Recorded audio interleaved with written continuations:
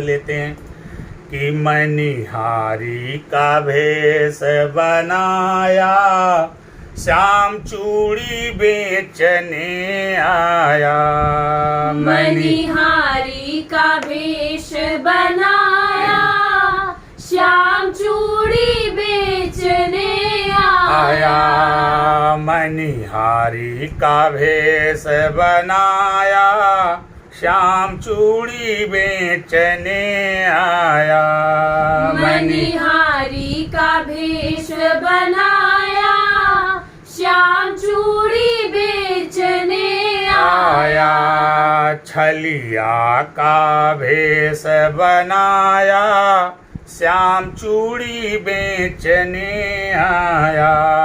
छलिया का भेष बनाया, श्याम चूड़ी बेचने आया।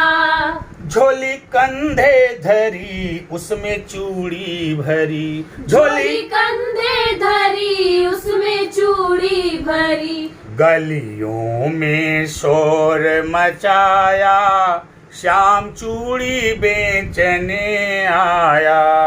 गलियों में शोर मचाया, श्याम चूड़ी बेचने आया। मनिहारी का भेष बनाया, श्याम चूड़ी बेचने आया। राधा ने सुनी ललिता से कही, राधा ने सुनी ललिता से कही। राधा ने सुनी ललिता से कही। मोहन को तुरंत बुलाया, श्याम चूड़ी बेचने आया। मोहन को तुरंत बुलाया, श्याम चूड़ी बेचने आया। छलिया का भेष बनाया, श्याम चूड़ी बेचने आया। मनिहारी का भेष बनाया, श्याम चूड़ी बेचने आया। चूड़ी लाल नहीं पहनूं, चूड़ी हरी नहीं पहनूं। चूड़ी लाल नहीं पहनूं, चूड़ी हरी नहीं पहनूं। चूड़ी लाल नहीं पहनूं, चूड़ी हरी नहीं पहनूं। मुझे श्याम रंग है भाया, मुझे श्याम रंग है भाया। श्याम चूड़ी बेचने आया, मुझे श्याम रंग है भाया। श्याम चूड़ी बेचने आया। छलिया का भेष बनाया, श्याम चूड़ी बेचने आया। राधा पहनन लगी, श्याम पहनाने लगे। राधा पहनन लगी, श्याम पहनाने लगे। राधा पहनन लगी, श्याम पहनाने लगे। राधा पहनन लगी, श्याम पहनाने लगे। राधा ने हाथ बढ़ाया, श्याम चूड़ी बेचने आया। राधा ने हाथ बढ़ाया, श्याम चूड़ी बेचने आया। राधा ने हाथ बढ़ाया, श्याम चूड़ी बेचने आया। छलिया का भेष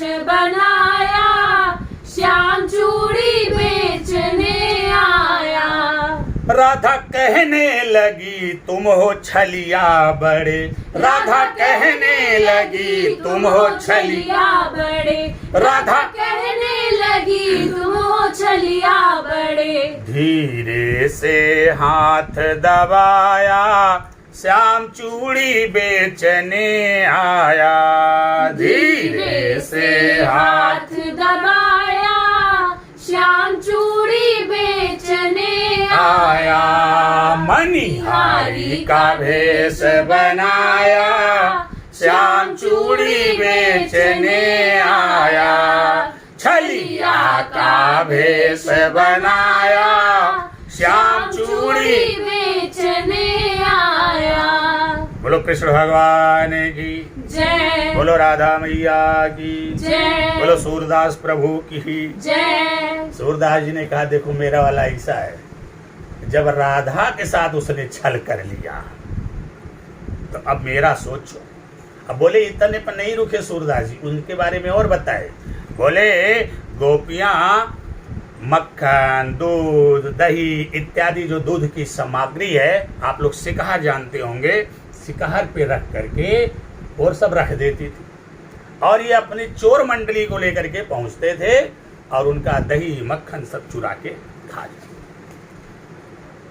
गबर ढीठ भी थे। तो हमारे यहाँ भोजपुरी में कहावत है, बज्जर चोर सेन में गावे। कोई चोर था, वो सेन फोड़ रहा था। हाँ, अब अचानक से उसको तान चढ़ गई गाने की। नहीं, आप कोई काम करते हो तो तान चढ़ जाती है तो गुनगुनाने लगते हो।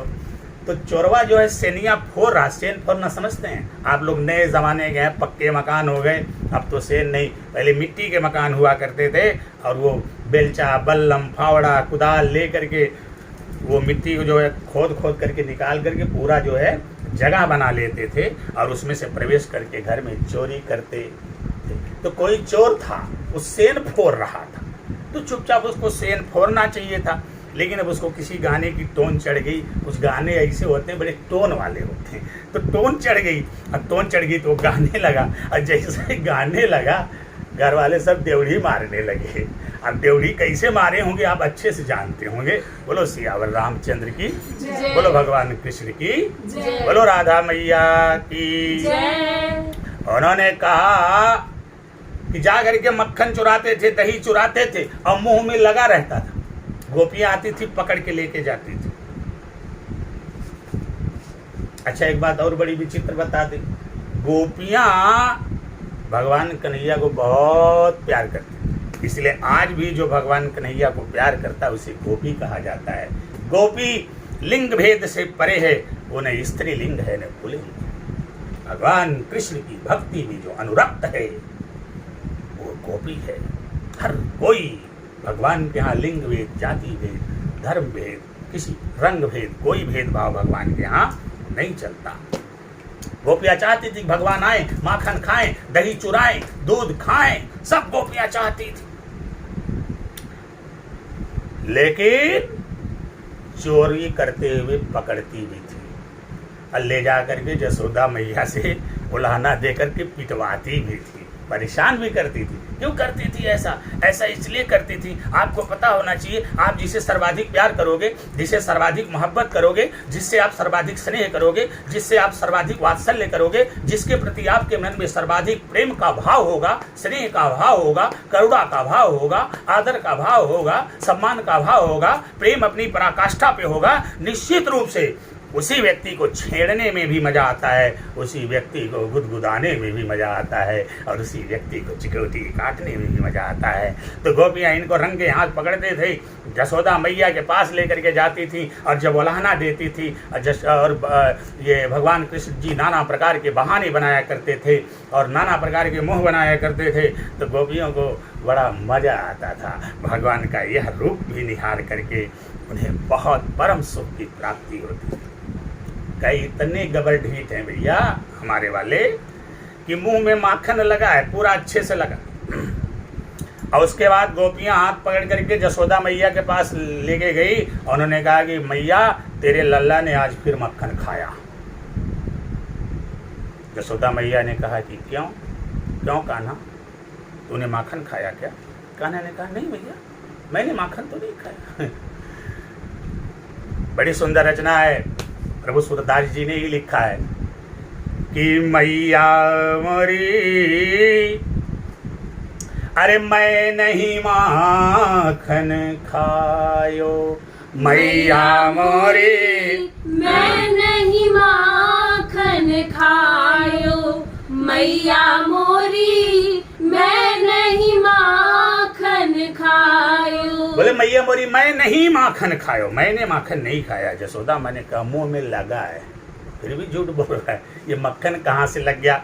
बोले ग्वाल बाल सब बैर पड़े हैं, ग्वाल बाल सब बैर पड़े हैं, ग्वाल बाल सब बैर पड़े हैं। बरबस मुख लपटायो मैया मोरी, मैं नहीं माखन खायो मैया मोरी, मैं नहीं माखन खायो। बारे भगवान कन्हैया, जब मैया ने कहा कि मुंह में लगा है, उन्होंने कहा मैया जानती हो ये जो ग्वाल बाल है ना, आजकल सब हमसे दुश्मनी ले ली है। तुमसे मार खिलवाने के लिए, डांट सुनवाने के लिए सब लोगों ने पटक के जबरदस्ती हमारे मुंह में लगा दिया है। मैया जसोदा मुस्कुराने लगी, बोली झूठ बोल रहे हो तुम। लेकिन एक बात बताएं, एक गोपियों में एक गोपी ऐसी भी थी जो भगवान कन्हैया का बड़ा फेवर करती थी। वो नहीं चाहती थी कि लोग इनको परेशान करें। उसने मैया जसोदा से कहा कि मैया जसोदा, आप हमेशा अपने लल्ला को डांटती हो, आपका लल्ला बहुत अच्छा है, आप खामखा इनको परेशान करें, आप बात को समझ नहीं पा रही। वो ये नहीं कह रहे कि मैया मोरी मैं नहीं माखन खायो, वो अपनी गलती को स्वीकार कर रहे हैं, और उसके बाद भी आप भड़के जा रही, बिगड़े जा रही, इनको झूठा बोले जा रही, चोर बोले जा रही। जसोदा की मैया ने कहा अच्छा तो तू इतनी बड़ी इनकी मतलब प्रेमी है, इतनी बड़ी तू इनकी भक्त है कि सीधे जो है मुंह में मक्खन लगा है और सीधा नहकार रहा है, मना कर रहा है कि मैं नहीं माखन खाया। तू कह रही हो कि नहीं, वो सच्चाई को स्वीकार करा। उन्होंने कहा मैया थोड़ा उच्चारण पर ध्यान दीजिए, लल्ला झूठ नहीं बोल, लल्ला अपनी गलती मान रहा है। उन्होंने कहा लल्ला ये नहीं कह रहा है कि मैया मोरी मैं नहीं माखन खायो, लल्ला तो कह रहा है कि मैया मोरी मैंने ही माखन खायो, मैया मोरी मैंने ही माखन खायो, मैया मोरी मैंने ही माखन खायो। जसोदा ने कहा अच्छा चुप रहो तुम, बात को बनाना तो कोई तुमसे सीखे। उस गोपी को बहुत डांटा। उन्होंने कहा कि देखो इसने गलती किया है, मक्खन खाया है, लेकिन तेरे ही चलते तू बहुत पक्ष लेती है और तू ही इसको बिगाड़ के रखी हुई है। आज तो इसको सजा मिलकर ही रहे।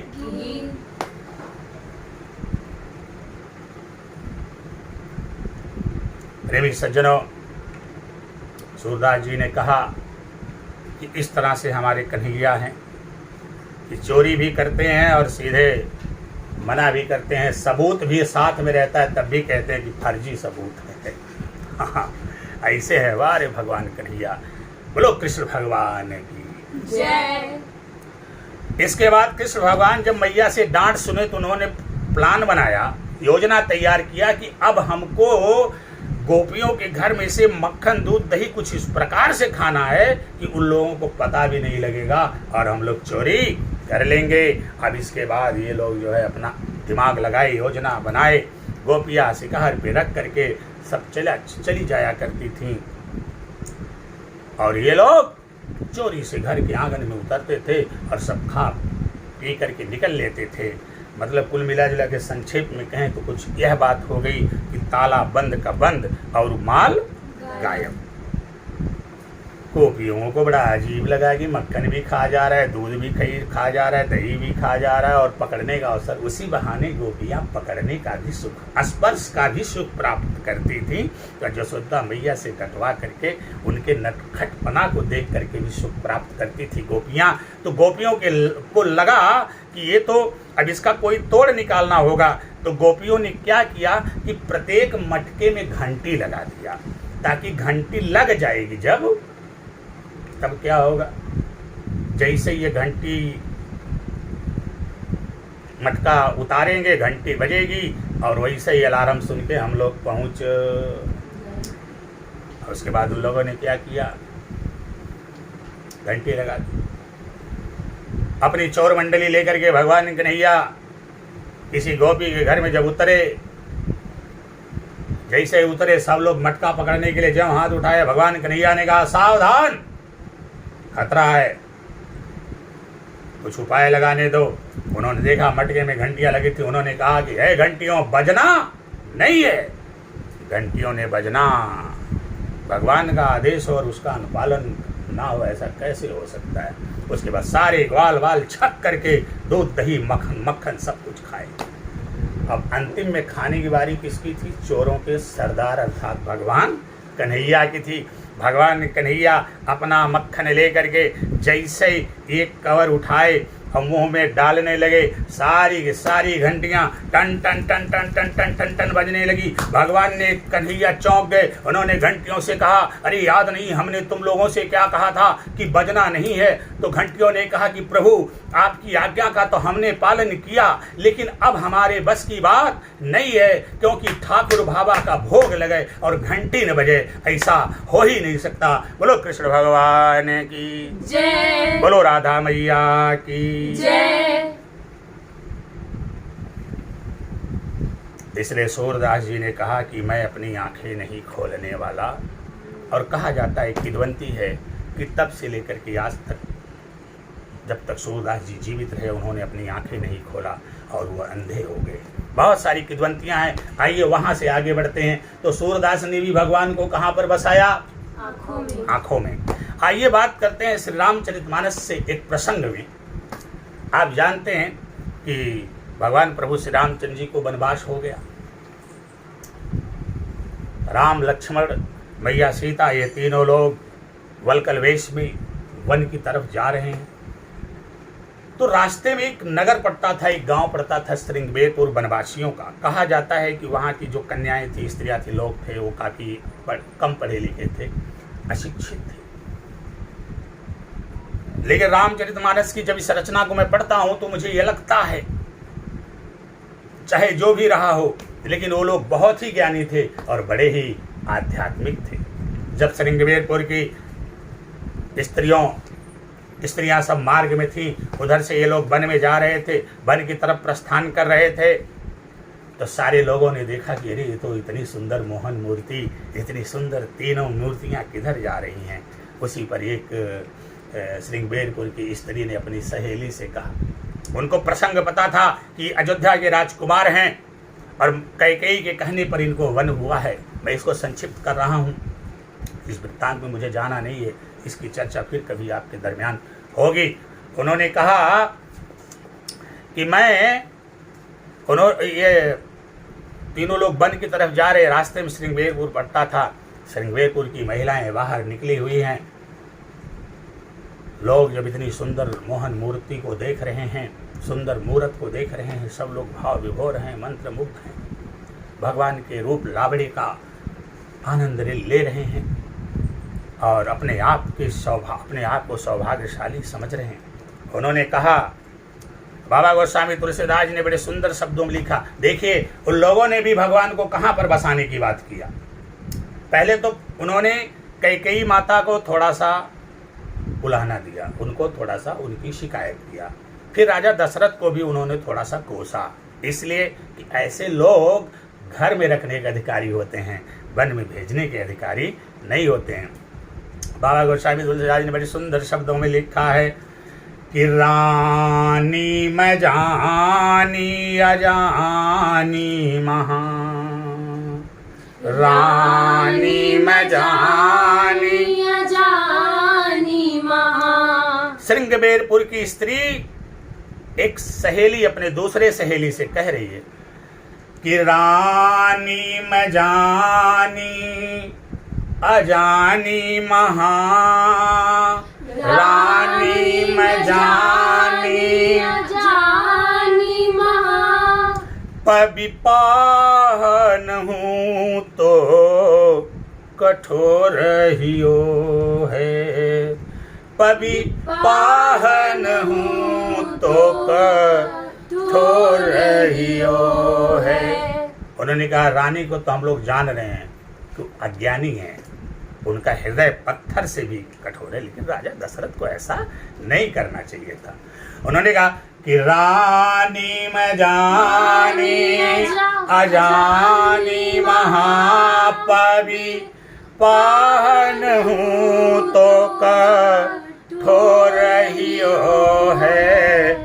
राजहु काज काज न जान्यो, राजहु काज काज न जान्यो। कहो तिय को जिन कान कियो है, कहो तिय को जिन कान कियो। कम से कम राजा को तो राजकाज के आकाज को समझना चाहिए था और अपनी पत्नी की बात पर ध्यान नहीं देना। अरे ऐसी मनोहर मूर्ति है, ऐसी मनोहर मूर्ति बिछुरे कैसे प्रीतम लोग जिए हैं, ऐसी मनोहर मूर्ति बिछुरे कैसे प्रीतम लोग जिए हैं।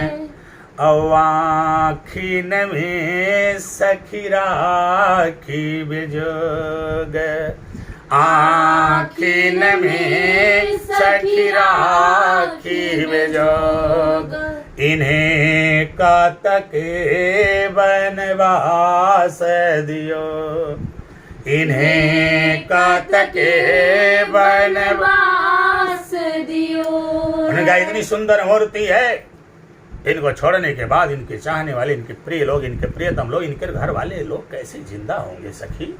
ये तो आंखों में रखने योग्य हैं, इन्हें वनवास क्यों दे दिए? ये बात समझ में नहीं आ रही। श्रृंगवेरपुर की स्त्री भी बड़ी आध्यात्मिक चर्चा है, वो भी कह रही है कि भगवान आंखों में रखने की चीज होते हैं और इन्हें आंखों में रखना चाहिए। एक दूसरी सहेली थी, उसने कहा अच्छा तो तुम आंख में रखोगी, आंख में तो एक छोटे से किरकिरी पड़ जाती है, वो बर्दाश्त नहीं होती। ये तो 3-3 लोग हैं, ऊपर से धनुष बाण भी लिए हैं, ये आंख में पड़ेंगे तो कैसे आंख बर्दाश्त करेगी? उन्होंने कहा कि तुम्हारी समझ में नहीं आता, लगता है तुमने भगवान को बसाना सीखा नहीं है, हमने तो भगवान को बसा लिया है। उसने कहा जरा हमको समझाओ, तुमने भगवान को कैसे कैसे बसाया? उसने कहा कि मेरी आंखों को खोलो, मेरी आंखों को खोल के देखो, उसमें सफेद सफेद क्या है?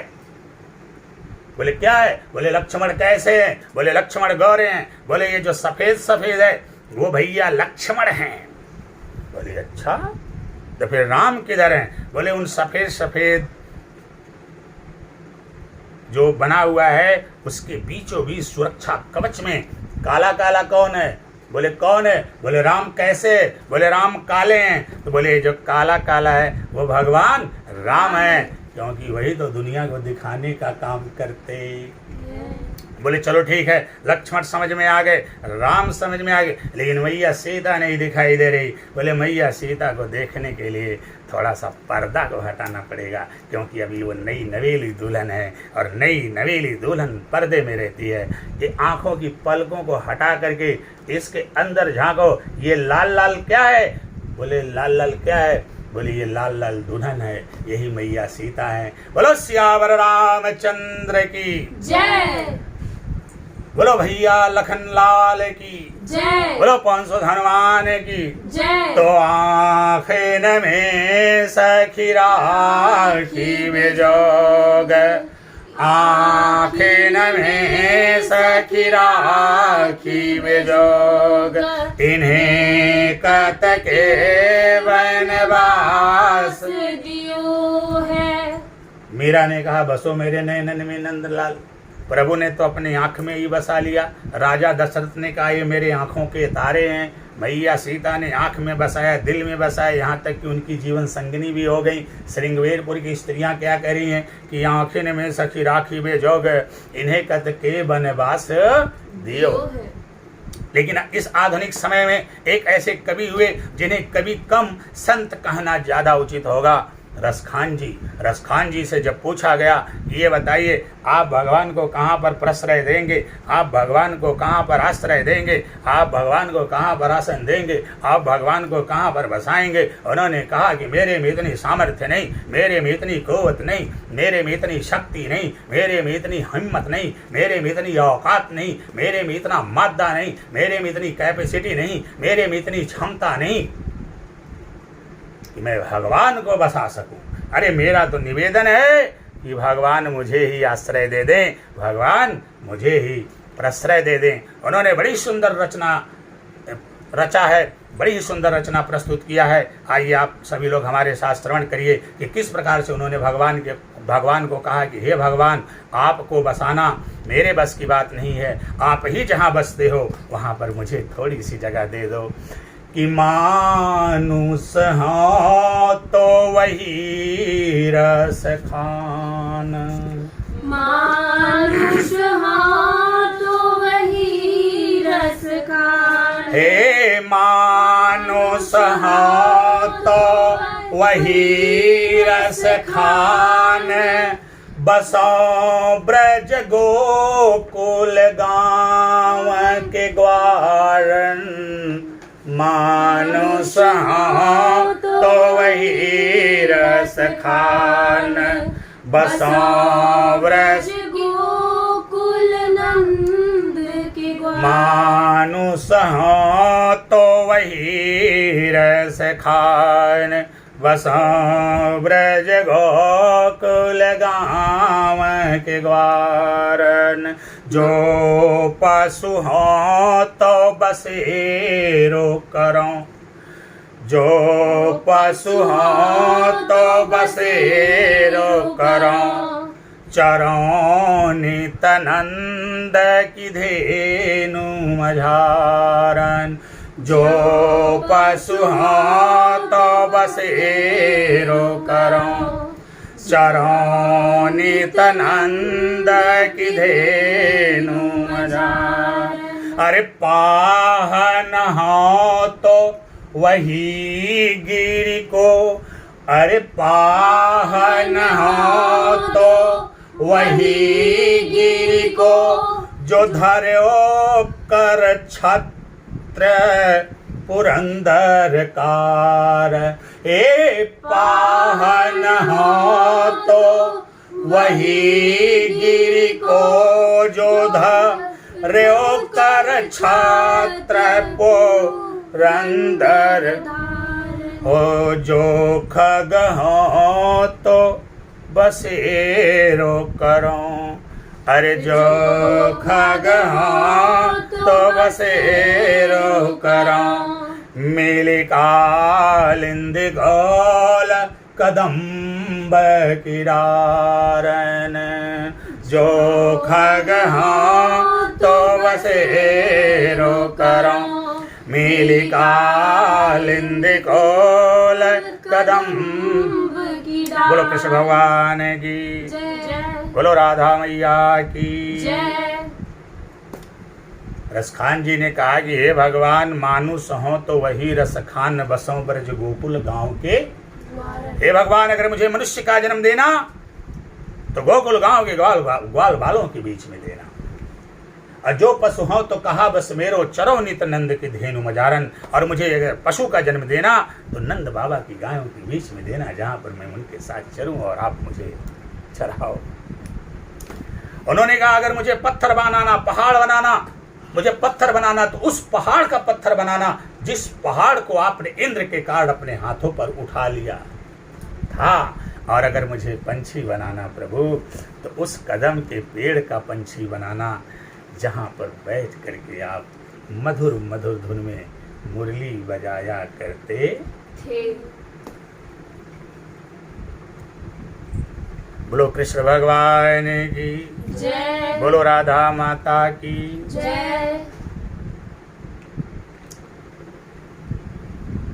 ऐसे किसी ने क्या कहा, किसी ने लिखा श्याम तेरी बंसी पुकारे राधा नाम, श्याम तेरी बंसी पुकारे राधा नाम, श्याम तेरी बंसी पुकारे राधा नाम, लोग करे मीरा को यूं ही बदनाम, श्याम तेरी बंसी पुकारे राधा नाम, श्याम तेरी बंसी पुकारे राधा नाम, लोग करें मीरा को यूं ही बदनाम।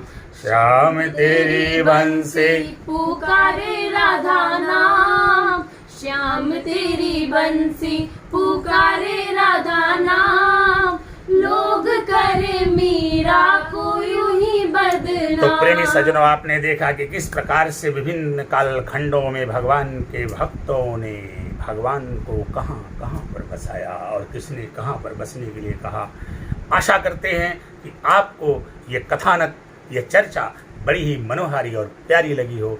अगर आपको मेरी ये चर्चा मनोहारी और प्यारी लगी हो तो आप निश्चित रूप से लाइक, कमेंट, शेयर अवश्य करें, और ताकि ज़्यादा से ज़्यादा लोग इस चर्चा का आनंद ले सकें। मेरा एक यूट्यूब चैनल भी है, दिव्य ज्योतिष परामर्श केंद्र। अगर अभी तक आपने उसको सब्सक्राइब नहीं किया है तो सब्सक्राइब कर लें, बेल आइकन का बटन दबाएं, ताकि इस प्रकार के सुंदर प्रसंगों को सुनने के लिए आपको नोटिफिकेशन मिलता रहे। एक बार फिर से आइए भगवान के नाम का संकीर्तन करते हुए हम अपनी कथा को यहीं पर विराम देते हैं कि राधे श्याम राधे श्याम राधे श्याम राधे श्याम राधे श्याम राधे श्याम राधे श्याम राधे श्याम। सीताराम सीताराम सीताराम सीताराम सीताराम सीताराम सीताराम सीताराम। श्री राम जय राम जय जय राम। श्री राम जय राम जय जय राम। श्री राम जय राम जय जय राम। श्री राम जय राम जय जय राम। श्री श्याम जय घनश्याम। श्री श्याम जय घनश्याम। श्री श्याम जय घनश्याम। श्री श्याम जय घनश्याम। श्री राम जय जय राम। श्री राम जय जय राम। रघुपति राघव राजा राम। रघुपति राघव राजा राम। पतित पावन सीताराम। पतित पावन सीताराम। श्री राम जय जय राम। श्री राम जय जय राम। श्री श्याम जय घनश्याम। श्री श्याम जय घनश्याम। बोलो सियावर रामचंद्र की जय। बोलो कन्हैया भगवान की जय। बोलो राधा रानी की जय। बोलो पौंसुत हनुमान की जय। बोलो भगवान शंकर माता पार्वती की जय। ओम पार्वती पदये नमः। हर हर महादेव।